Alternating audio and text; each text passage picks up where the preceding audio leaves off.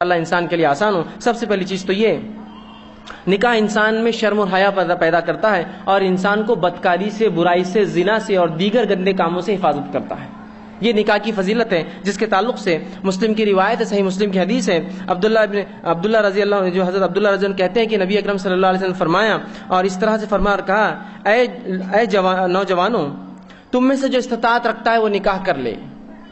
معاشرے کے نوجوانوں سے خطاب کیا اور کہا، اے نوجوانوں، تم میں سے جو شخص استطاعت رکھتا ہے، اتنا مال و دولت رکھتا ہے کہ مہر دے دے اور اس لڑکی کا نان و نفقہ اس کی ذمہ داری اٹھا لے، تو اگر اتنی طاقت رکھتے ہو تو نکاح کر لو، اس لیے کہ نکاح کرنے سے آنکھیں نیچا رہنا آسان ہوتا ہے، انسان اپنی نظروں کو نیچی کر پاتا ہے، اس سے شرمگاہ کی حفاظت ہوتی ہے، انسان زنا سے بچتا ہے۔ اور فرمایا، جو شخص خرچ کی طاقت نہ رکھے وہ روزہ رکھے، اس لیے کہ روزہ برائیوں سے پھر ڈھال ہے۔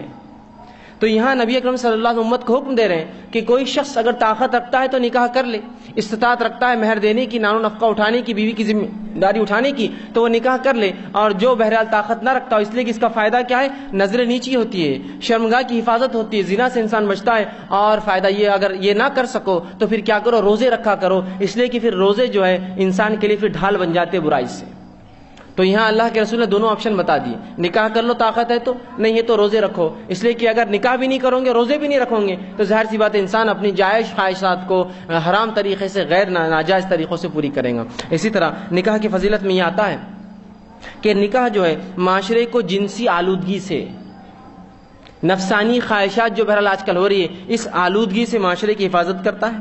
اور شیطانی خیالات اور شیطانی افعال سے ایک مومن کی، ایک مسلمان کی اور ایک غیر شادی شدہ نوجوان کی حفاظت بھی کرتا ہے، یاد رکھیں۔ اس کے تعلق صحیح مسلم کی حدیث سے آپ صلی اللہ علیہ وسلم فرماتے اور کہتے ہیں کہ جب کسی آدمی کو کوئی عورت خوبصورت لگے تو اس کے دل میں اس کی محبت آئے تو وہ اپنے بیوی کے پاس چلا جائے۔ دیکھیے حل بتا رہے ہیں کہ جب کسی شخص کو کوئی عورت اچھی لگے تو وہ اپنے بیوی کے پاس چلے جائے، اس لیے کہ آپ فرماتے ہیں اور اس سے جا کر صحبت کر لے، اس لیے کہ جو اس کے پاس ہے وہ اس کے پاس بھی ہے۔ مطلب نکاح کا فائدہ دیکھیے کہ جب انسان کی نظریں کسی ایسی چیز پر پڑ جائے جو حرام ہے، جو دیکھنا درست نہیں ہے، جس سے اس کی خواہشات جاگ جائے، تو کہا پھر وہاں سے نکل جائے اور اپنے گھر چلے جائے، اپنے بیوی کے پاس۔ پتہ چلا اگر نکاح کرے تو پھر معاشرہ جنسی آلودگی سے محفوظ ہو جاتا ہے۔ جو ہی انسان کے ذہن میں کوئی برا خیال آیا، اس کے پاس اپنی بیوی ہوتی ہے، وہاں چلے جاتا ہے، اپنی خواہش پوری کر لیتا ہے، اور معاشرے کے اندر جنسی آلودگی، جو نفسیات اور جو معاملہ آج کل چل رہا ہے گندگی کا، وہ خواہشات، وہ معاملہ دب جاتے ہیں۔ تو یہ نکاح کی فضیلت تو ہے کہ نکاح کرنے سے یہ فائدہ ہوگا۔ جو نکاح نہیں کریں گا ظاہر سی بات ہے یا تو پھر روزہ رکھتا رہے ساری زندگی، یا تو پھر پریشان ہوتا رہے اپنی نفس سے۔ تو نکاح کا یہ بھی فضیلت ہے۔ اسی طرح آپ صلی اللہ علیہ وسلم فرماتے ہیں اور کہتے ہیں، اور یہ جامع ترمذی کی روایت آپ نے فرمایا، جب عورت سامنے آتی ہے تو شیطان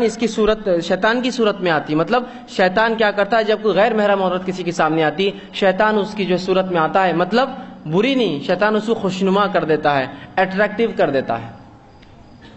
اسی لیے بہت سی بار ہوتا ہے، میں مذاق کے طور پہ نوجوانوں سے کہتا ہوں، لوگ کہتے ہیں یار جب میرا نکاح تھا میں جب ڈھونڈ رہا تھا تو کوئی لڑکی دکھ نہیں رہی تھی، فلاں دکھ گئی تو میں نکاح کر لیا، اور آج دیکھو کتنی اچھی لڑکیاں دکھ رہی، یہ کہاں تھی جب تک میرا نکاح ہوا تھا؟